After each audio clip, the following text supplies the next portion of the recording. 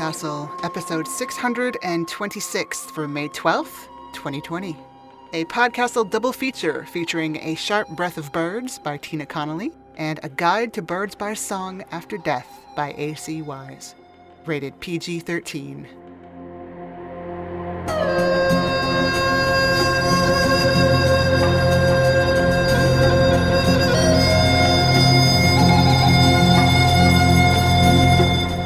Hello and welcome to PodCastle. I'm your host, Setsu Uzume. Today's episode is a twofer. First up is A Sharp Breath of Birds, which originally appeared in Uncanny Magazine, March 2019. It was written and will be read for you by Tina Connolly. Tina Connolly's books include the Iron Skin and Seriously Wicked series, as well as the collection On the Eyeball Floor. She has been a finalist for the Hugo, Nebula, Norton, and World Fantasy Awards. She co-hosts Escape Pod, runs Toasted Cake, and can be found at tinaconnolly.com. And now, spread your wings and enjoy the story.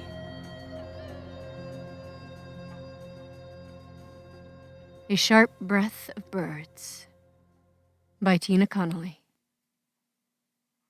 You are two on the day you see your first personal bird. It is the sort of thing you barely remember later, at 6, 7, 20. And yet you cling to it as your first memory. A sleek black penguin waddling through your nursery, it in black, you in white lace, mended and remended because you will not stop pulling off the threads to suck. You remember later a surprising softness to its feathers. You remember that it went right on past, even though you lunged for it. Your 2-year-old images end like this: dark, warm, comforting, gone. At 7, you see the birds regularly. You incorporate them into all your pretends.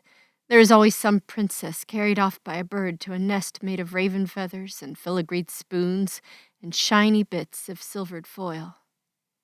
Alice from next door easily accepts all the bird imagery as a fact of life. Surely everybody plays games with birds in them. And she finds you books with more: The 7 Sparrows, and The Dove Maiden, and The Nightingale at Sea. Sometimes the princess is rescued by Alice, or Alice by the princess, and sometimes both girls rescue themselves, and sometimes nobody rescues anybody and they settle down as gainfully employed bird bandits and bring more spoons and candlesticks and hand mirrors to the nest until your mother puts a stop to that, and the bandits have to put all the things back. At 12, you swear to keep playing princess bandits forever. Swear it under a double moon with a flock of geese flying past. At 15, you, drunk, try to remind her of this. At 17, Alice says nobody gets to make nests in real life, and she says it louder, 10 times, as if enough repetitions will get you to accept it. And then she hands you a letter from her sweetheart, inviting her to the next dance, and asking if she could please bring a date for his cousin, recently home from the war. The paper trembles between you and you look at it for a long time. You fold it up and hand it back. Why not, you say? And a murmuration of starlings on the carpet takes skittish flight. The rain is falling on the day you marry Alice's sweetheart's cousin. It seeps under the cracks in the chapel door, floods the aisle. It soaks your white silk shoes, and you are supposed to be paying attention to the words you are saying, but instead the words repeat like a metronome. I paid $7 for these shoes, and I will never wear them again. The water does not seem to bother anyone else. They keep smiling fatuously at this charming double wedding, though the winds lash outside and the windows are blinded by it. 5 fat swans sail out from behind the last pew and make their way up the aisle, attendants you did not ask for. Later there are pictures, you and Alice and the men, and Alice puts her hand on your back and smiles for the camera. Your hands hang there, lifeless, and at your feet the swan dives for something dead. A year after the wedding, the feathers start growing in. They line your arms, scarlet and crimson, and you never once think about pulling any of them out. Instead, you marvel at them, running a finger delicately over the line of barbs until they ruffle, and your breath catches in your throat. The dark-eyed junco that hops along your bathroom sink cocks its head, marveling with you. In public, you begin wearing capes, very dramatic, but many women are these days. You look at the drape of each one, wondering if it is fashion or disguise, but mostly you look to see if Alice ever wears one. She does not. Alice is unhappy these days, unhappy and trying to hide it. Her husband is unfaithful when he's gone and drunk when he's home, and everyone knows it and papers over it with smiles. Your post-war husband keeps to himself. You dust his study, and you occasionally forget and dust him, and watch the line of quail pip-pip past his legs. You don't really mind, because it means you don't have to worry about your cape at home, and you sit outside with the sandpipers and watch them scurry in and out of your feathers, safe and comforted. Alice comes to see you, once. You are bare-shouldered, and the feathers are everywhere, a scarlet cape of their own. She startles at the sight of them, and an exultation of larks startles in reply. She sinks into a seat, unconsciously rubbing her tight-sleeved arms. It is summer, and even in this town, sleeves are no longer required. You think at first they cover evidence of her unhappy marriage, but then you see the way her fingers scratch at the tight material, pull and tug. You think about how the feathers grow from your skin, and you think about how pulling them out might leave visible red dots, might make you itchy and irritable.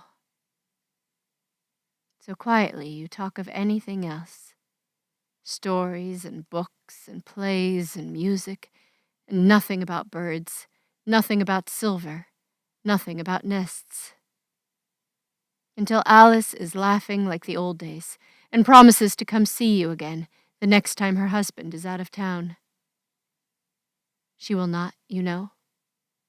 She will be too afraid. But she wants to, you think, and a cardinal lands encouragingly on her knee. Alice stares at it for a long time, all inquisitive eye and bright red wing. When there are enough feathers, you pat your sleeping husband goodbye. Leave him a single carnelian feather for luck.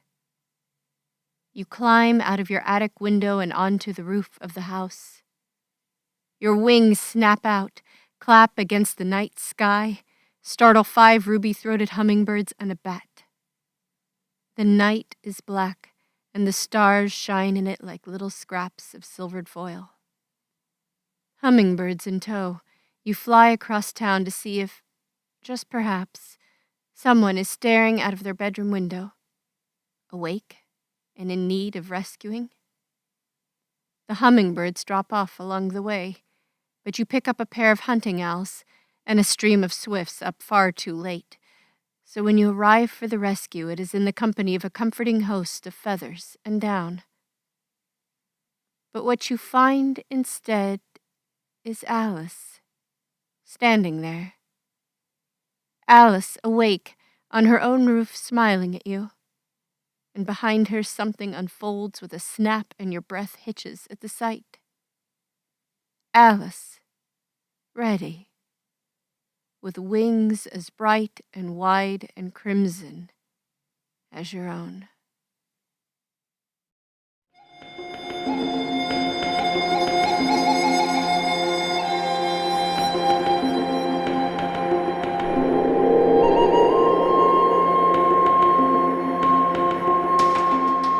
And welcome back. Connolly had this to say about the piece. This story has an unusual genesis.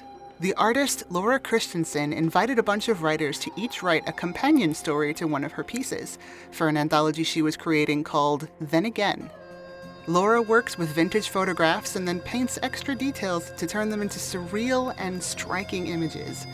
I was particularly drawn to a piece called Swan Dive. In it, two couples stand as if dressed for a wedding. There is water up to their knees and they are stiffly smiling. At their feet, a swan dives for something dead. I knew that image was going to be a low point for my protagonist, but I also knew I very much did not want it to be the end of her story. If you would like to see the photograph in question, there will be a link in the show notes. And now onward to our second story, A Guide to Birds by Song, After Death, which originally appeared in Clockwork Phoenix 5. It was written for you by A.C. Wise. A.C. Wise's fiction has appeared in publications such as Uncanny, Shimmer, and The Best Horror of the Year Volume 10, among other places. She has 2 collections published with Lethe Press and a novella published by Broken Eye Books. Her work has won the Sunburst Award for Excellence in Canadian Literature of the Fantastic, as well as twice more being the finalist for the award, twice being a finalist for the Nebula Award, and being a finalist for the Lambda Literary Award. In addition to her fiction, she contributes the Women to Read and Non-Binary Authors to Read series to the Book Smugglers. The narrator for this story is Danny Daly. Danny is a jack of many trades, master of none, but seeing as she loves the rogue life, that's okay with her. You can hear stories she's narrated on all 4 Escape Artist podcasts, Starship Sofa, Glittership, and Asimov's Science Fiction Podcast. And you can contact her on Twitter at Danuli_Danny if you'd like her to read for you. Ready for the next one? Here it is. Enjoy. A Guide to Birds by Song, After Death, by A.C. Wise. Read by Danny Daly. Instead of a suicide note, Dana's lover left her a typewriter. Not an apology, not an explanation, just a ream of blank pages and the waiting keys. When she closes her eyes, Dana sees Katrine falling. 14 floors, the rush of wind, pavement and broken bits of sunlight casting shadows under the pedestrians below. She picks at the edges of the scene, her fingertips on threads, any narrative she can hold on to in order to make sense of the world without Katrine in it. The beauty of flight, the turned wing of a bird, arched open to the blue of the sky, sunlight streaming through each crystalline feather. Dana wipes at her face with the back of her hand and touches a single key. Lightning streams through her veins, and she gasps. There, just beneath the keys, is a pulse, a wing beat, the drum of a frantic bird's heart spelling out words she can almost understand. Katrine is there, her story tucked into the blank pages waiting to be filled. If she wants a reason, a story to take the place of her sorrow, she'll have to write her own. And so, Dana drove into the desert, leaving the hot, crowded city for the hot nothingness of sand and sun. She drove until the car ran out of gas. She walked, lugging Katrine's typewriter, until her legs gave out. Where she stopped, a church made from the bones of a whale rose out of the sands. Open jaws whispered sanctuary. Dana crawled inside, and the ribs arched over her, sheltering her. She curled against the ivory, while her body curled protectively around the typewriter. Whalebone and woman flesh, both enclosing a space of absence, the ghost Dana had come to pull from under her skin. It was there, typing in the desert, writing her lover's suicide note, that Dana met the angel. Sparrow. She's a psychopomp carrying your lover's soul. Her song tastes like the first moment you saw your lover in that little cafe. You almost choked on your coffee. That is love, the beginning seeded with the end. That is the sparrow's song. Gabrielle sets the typed page on the desk, amidst the halo of empty bottles, empty coffee cups, and empty cigarette packs. Only the ashtray is full. She started looking at the objects, and the typewriter in their midst, as artifacts. She's an archaeologist, peeling back the layers of Dana's manuscript, trying to understand her. The pages pile ritually beside the typewriter each evening and vanish by morning. Dana never speaks of them, and Gabrielle has learned better than to ask. The secret of her lover lies in these pages. It's up to her to unearth it. She doesn't understand anything about Dana. She's still trying to piece together the shape of her life from before Dana appeared, seemingly falling out of the sky to occupy a hole Gabrielle hadn't realized was there, until Dana filled it. The moment of impact. When Gabrielle looked up in the cafe and saw Dana standing in the door. Sunlight caught in her dyed black hair. It washed the meaning from her tattoos, leaving only the impression of ink on skin. The weight of sorrow was palpable around her. It made Gabrielle catch her breath, almost choke on her coffee. From that moment, she wanted to understand Dana. She's been trying ever since. Dana doesn't make it easy on her. Every time Gabrielle looks, the story changes. Last time, Dana took the typewriter to a cliff and wrote on pages warped by the sea while a storm crackled along the horizon. The time before, it was a subterranean cave, and Dana wrote her lover's death by the glow of luminescent mushrooms. Gabrielle asked about it only once, her chin nestled against Dana's shoulder, her arm around Dana's waist. "What are you writing?" she'd asked. "A ghost story." "Like around a campfire?" "Sort of. Except it's about the way absence reshapes the world around it, like the impression left behind on the pillow when you lift your head." At the sound of a key in the door, Gabrielle starts. She shifts the notebook to cover the pages, but the door never opens. Only her imagination, her guilt, manifesting in an auditory hallucination. Dana never told Gabrielle she couldn't read the pages, but she never invited her to read them either. Gabrielle drains her wine and moves from the desk. She pours another glass, and one for Dana, leaving it on the counter. She loses herself in dinner preparation, not thinking about Dana, not thinking about the manuscript. Fingers brush the back of Gabrielle's neck, and she jumps. Dana must have slipped in while Gabrielle wasn't looking, must have called Gabrielle's name, and she didn't hear.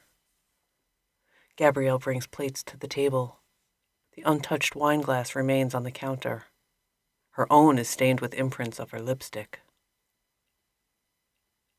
As she eats, Gabrielle is careful not to ask about the manuscript.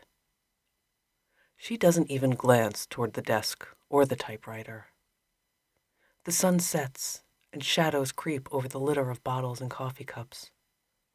Gabrielle talks about the museum and the new wing they're building. Once it's done, the ornithology collection, Gabrielle's collection, will fill the space. After dinner, Gabrielle does the dishes, sliding everything into the soapy water, keeping only her wine glass. She hears the rattle of pills in their little plastic container and tenses, waiting for the sharp comment. "See, I'm taking my medicine like a good girl." But nothing comes. They aren't going to fight. Gabrielle breathes out. Either the pills are working, or the manuscript is. There's a murmur, so soft Gabrielle doesn't catch the words, but it's Dana's voice. It's accompanied by the tap of fingers against Gabrielle's hip. Gabrielle's eyes snap open. Cooling water drips from her hands. She withdraws them, drying them, and in her haste, her elbow catches the wineglass balanced precariously on the edge of the counter. Damn it!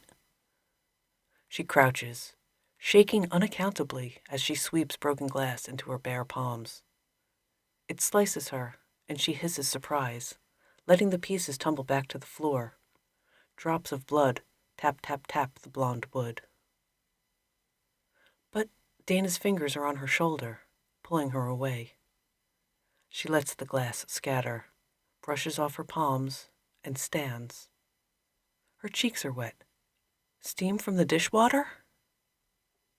She doesn't dare wipe them for fear of tiny grains of broken glass still clinging to her skin. She breathes out, closing her eyes again and surrendering to the moment, even though the trembling hasn't stopped. Gabrielle lets her lover fold around her. Breath stirs against her throat. Lips follow breath, tracing over Gabrielle's skin. The hand on Gabrielle's waist brings the heat of the desert sun. She keeps her eyes closed. Her fingers fumble at buttons. She presses her palm to the ribbed fabric underneath, remembering too late the smear of blood she'll leave behind.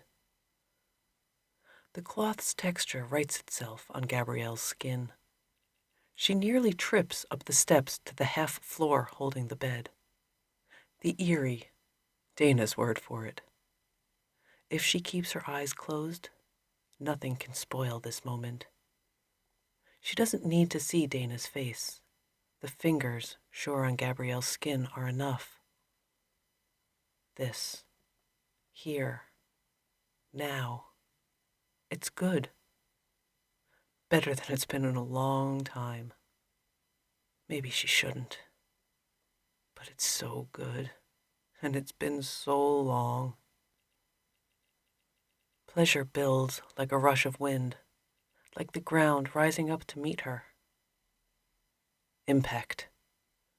Gabrielle's eyes fly open, her head jerking toward the window. The ghost impression of wings lingers on the glass.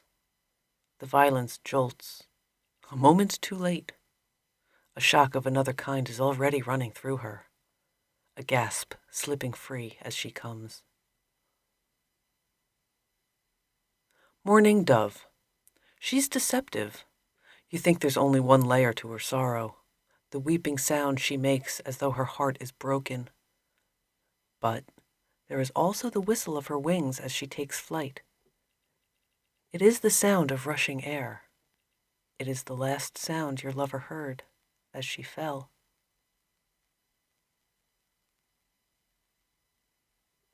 There's a smudge of blood on the window where the bird struck the glass last night. Gabrielle notices it as she's rinsing the cup from her morning tea.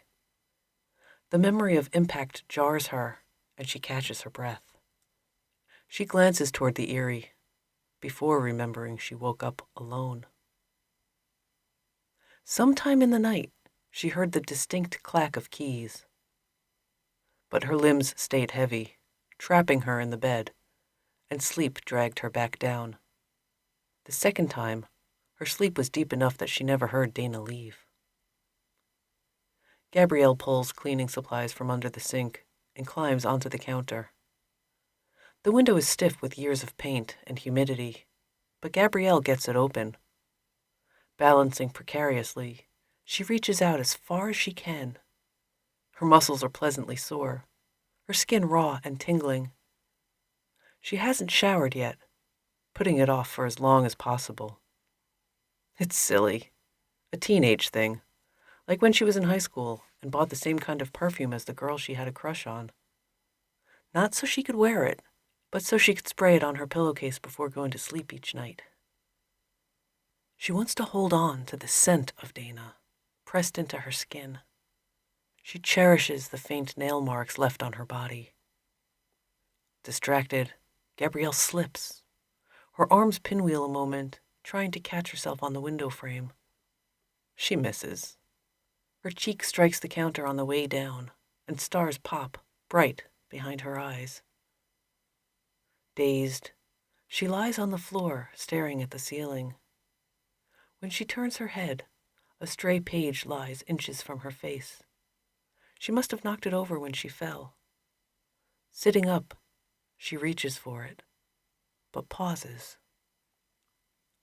There's something missing. No shards of glass, no blood. She broke her wine glass last night, didn't she? She cut herself. Gabrielle turns her hands over, examining them, but her fingertips are clean. She pushes her sleeves back to look at her arms. The marks Dana left, the secret language of love bites and scratches, is gone. Gabrielle presses a hand to her forehead, blinking against sudden dizziness. When she looks up again, even the blood on the window is gone. Mockingbird. She is a trickster, an illusionist. After death, she has the ability not only to recreate common sounds, the neighbor's cat, a car alarm, but sounds specific to you, the catch of your lover's breath, her footsteps on the stairs, her voice. This is not cruelty. Your reaction to the mockingbird is your responsibility alone. It was there, typing in the desert, writing her lover's suicide note, that Dana met the angel. Sunrise found her chilled, her back against a curve of whalebone. Pages lay wedged beneath the typewriter, sand clogged between its keys. There were feathers, too. One from a gull, miles from any shore. Another, jammed beneath the spacebar, bright canary. Parrot, pigeon, crow. But the keys still worked, responding with letters instead of a flock of birds. Typing eased the ache in her fingers, so Dana didn't stop until a shadow fell across her. At first, she mistook it for a massive vulture. But when she shaded her eyes, she saw it was a woman, not a bird. Or it was both. The angel's toes curled around the Whale Cathedral's arched ceiling as she peered between the slats of its ribs. Everything about her was pale. Hair, lips, even her nipples. Only her eyes were dark, black all the way to the edges. Her shoulders, when she flexed them, made a sound like settling wings. The angel opened her mouth, and Dana waited to hear Katrine's voice. Instead, the angel let out a piercing cry. Sunlight caught the fine crystalline feathers covering her body. When the angel leaped into the sky, Dana scrambled to follow.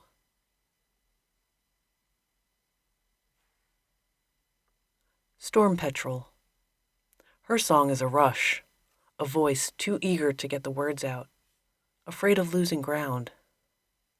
It tumbles like gravity until it hits the right tempo. Then it becomes the sound of a record scratch, long and drawn out.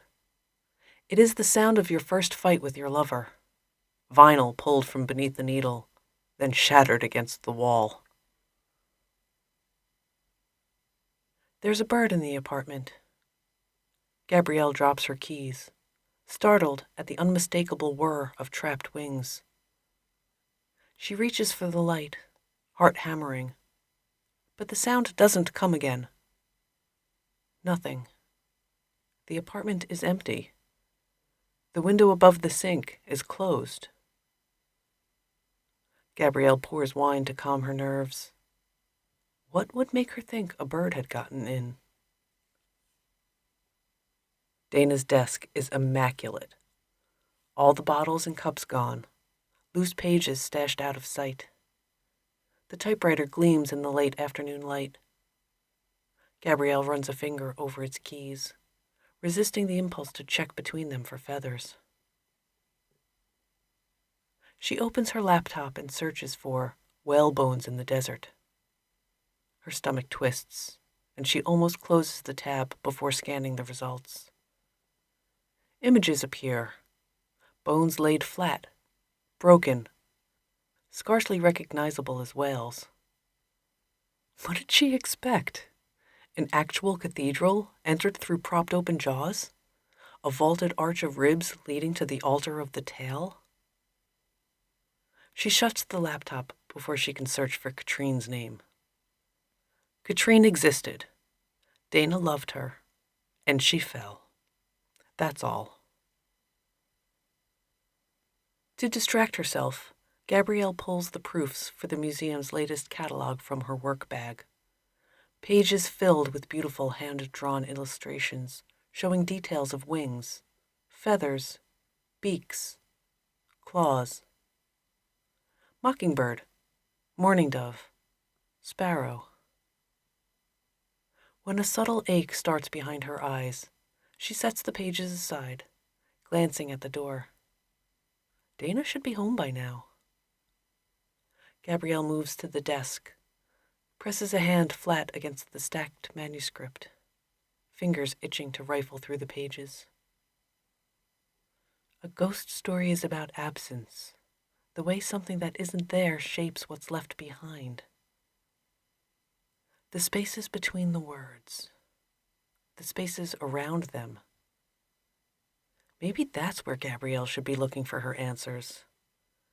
If she traced the emptiness on each page, would it reveal the shape of Dana's heart? The shape of Katrine?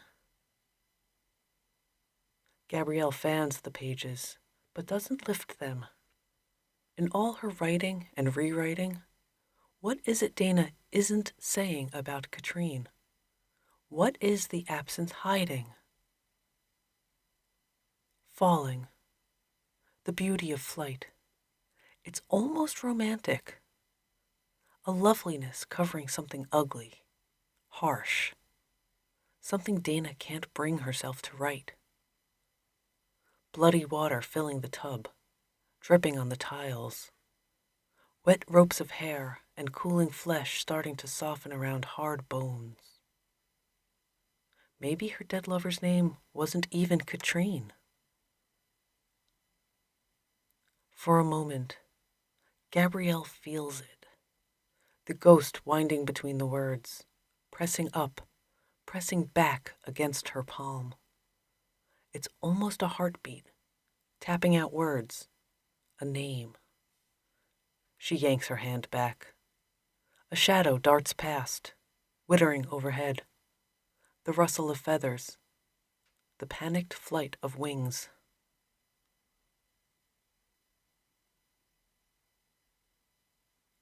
There is an uncanniness to all birds' voices. Sometimes there are words just on the edges of hearing. They say, "Me too," or "Help me." Sometimes they say their names, the ones we've given them. Chickadee. Chickadee-dee-dee. Sometimes it sounds like they're saying the names of someone you should know, someone you can't quite remember. The human mind is designed to seek patterns, to find meaning where there is none. After death, birds' voices become clearer. You'll wish you could put things back the way they were, when you didn't understand them. Dana came home from the desert with the angel on her back. In her apartment, it perched in the eyrie, watching her. She tried to reread the pages she'd banged out until her fingers ached, fighting stiff keys clogged with feathers and sand. But they'd turned ancient, gone the ivory of bleached bone. The ink paled to brown like dried blood. Illegible. Panic, the sensation of wings, tiny claws scratching at her skin from the inside out. 1,000 birds trapped between her bones. With her eyes closed, she pressed a hand to her chest. Through cloth and skin, she felt the faint tap-tap of a beak. Morse code answering her pain. K-A-T-R-I-N.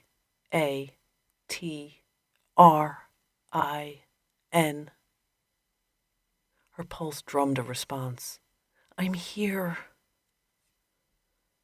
The words echoed, written feather light against her palm. When she opened her eyes, she found the angel waiting with her arms open. Evening Grosbeak. She is a multiplicity. Instead of one voice in her song, there are many, each clamoring over the other. Each one a lie, each one the truth. Gabrielle half wakes, struggling to come up the rest of the way. A weight crouches at the end of the bed. Her eyes won't open. Her limbs won't move. She wants to sit up, but the sheets hold her down. There's a rustle of pages like wings. Her eyes snap open. She's lying on her side, facing Dana's naked back. She can't tell if Dana is breathing. Everything is indistinct. She's seeing the room through a fog. The space is wrong.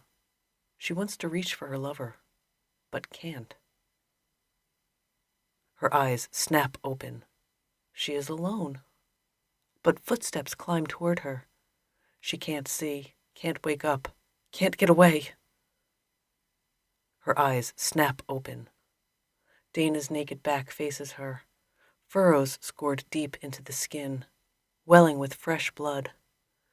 It drips, tap, tap, tap, on the floor. Blood soaks the sheets, everywhere. Tap, tap, tap on the window. The moment of impact shocking her awake. Her eyes snap open. A weight crouches at the end of the bed. She can't see it properly, but she knows it's the angel, the one who followed her lover home from the desert. Feathers brush her skin. A cold hand reaches for hers. Her eyes won't open. Hands strike the pillow around her. The terrible sounds of impact. The promise of violence never delivered. Close, but never touching. They create a rush of air, a sound. They draw closer, but not close enough. Gabrielle sheds dream after dream, fighting to wake up for good. Her throat is raw with every word she fails to scream. It tastes of blood. She is falling. Sunlight knifes her awake with a ragged gasp. A sound like dying, which turns into a choking cough. Gabrielle claws at her throat and the sheets until the sensation passes, then draws in a lungful of air. For a moment, she can't orient herself, can't trust that she's finally awake. Then she manages to roll over. The imprint of Dana's head haunts her pillow, but Gabrielle is alone. She kicks the covers away. Pages fresh from the typewriter scatter like feathers. She snatches them up, scanning. There are words scribbled in the margins, curled around the text, filling the blank spaces and defining them. Notes on birdsong, in her handwriting. No, it must be a trick. She couldn't have written them, didn't write them. She's being haunted. Gabrielle tosses the pages away from her, but it isn't enough. She scrambles after them, tearing and tearing and tearing, scattering them from the eyrie like snow. Calliope Hummingbird. In life, her song is called bickering. In death, she is silent.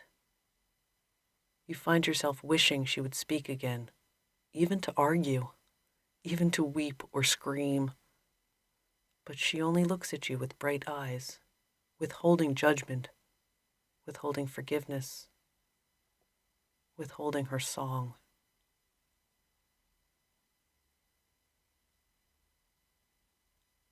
Fucking the angel is nothing like Dana expected. It was, it is moments threaded along a string, constantly picked apart and woven together again. It is, it was, it will be. The angel's talons rake her back, her thighs, her arms, let out her blood. The angel takes her hand, leads her to the eyrie. I'm not ready for this. Katrine. The angel's eyes are black all the way to the edges. Her pulse drums K, A, T, R, I, N. Dana's answers, I'm here. Dana's fingers tangle in feathers, pulling the angel down and into her, harder and deeper. The angel's beak is between her legs, and she is coming. Oh God, she is coming, and nothing has ever felt this good. Blood soaks the sheets, hotter than tears. Tap, tap, tap, hitting the floor. She cries out, choking on her lover's name, and all that comes is a sob. Her fingers are in Katrine's hair, wet ropes tangled from bathwater grown cold. Gabrielle's fingers are in Dana's hair, on her wrist, so much blood, shaking her, holding her down, keeping her from flying.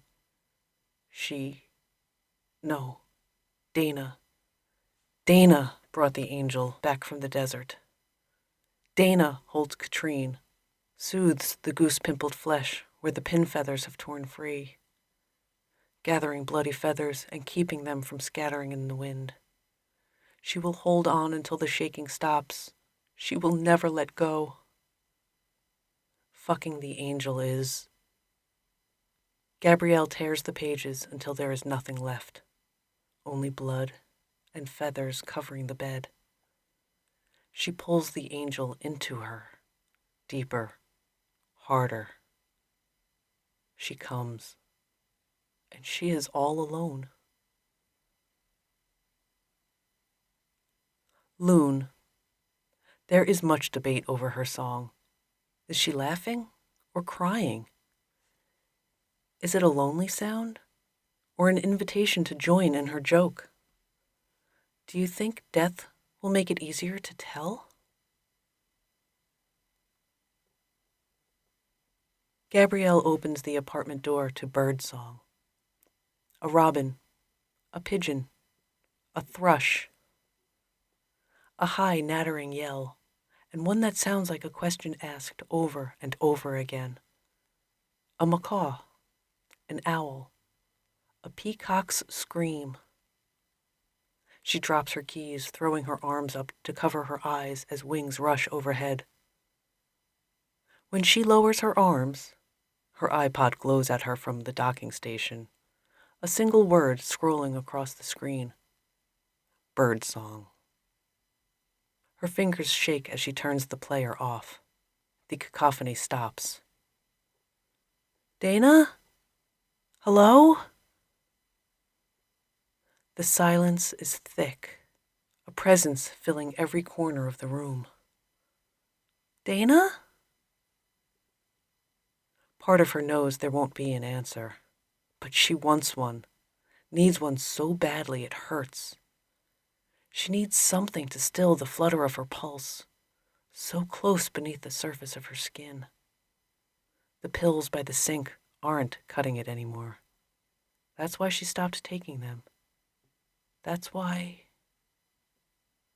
She closes the door, sets her keys down.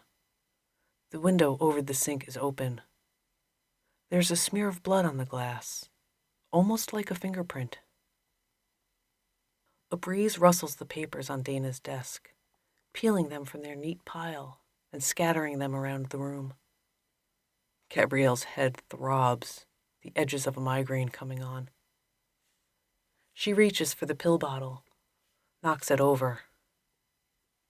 Bending, she picks up a fallen page instead. It's blank. She picks up another. Blank. All of them. A shape of absence. The words picked apart too often, unraveling. One tug, and the whole story comes undone. Wind rattles the single page left in the typewriter, demanding her attention. Blank, too. Feathers roll through the room. No, not feathers. Paper, torn to shreds. There's a scrap lodged between the typewriter keys. She digs, trying to reach it, but her fingers are too large and the space too small. The keys clatter, a staccato pulse, Morse code, the rattle of wings, an apology, a confession, a ghost story. Each key strike echoes the frantic, trapped beating of her heart. Begin again.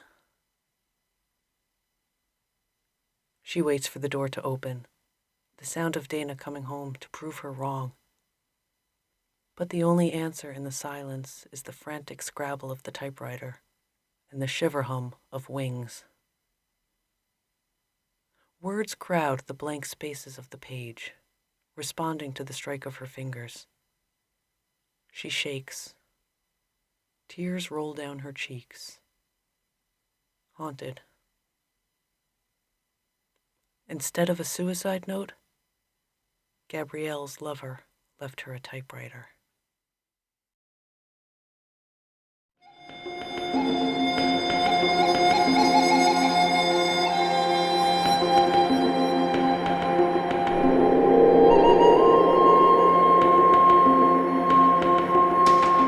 And welcome back. Hope is the thing with feathers, but it's not the only thing. If you are interested in other feathery tales, these three come to mind. Worth of Crows by Seth Dickinson, which appeared in Beneath Ceaseless Skies. Rachel K. Jones's The Fall Shall Further the Flight in Me, which was our own episode 493 at PodCastle. And also Kij Johnson's tale over at Lightspeed, entitled Noah's Raven. While there is a common motif, these are all very different, and I hope you find something to enjoy in each one. PodCastle, as ever, is the thing with stories, but it's not the only thing. That was our show for this week.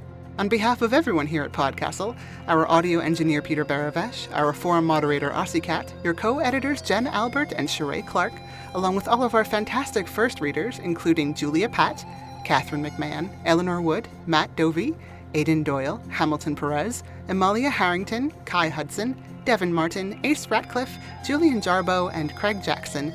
Thanks for letting us share another story with you. PodCastle is part of Escape Artists Incorporated and is distributed under the Creative Commons Attribution Non-Commercial No Derivatives 4.0 International License. That means feel free to share it, but don't sell it or change it. If you like what you heard, head over to patreon.com/EAPodcasts and subscribe. We'll be back next week with another tale. Or two. See you then.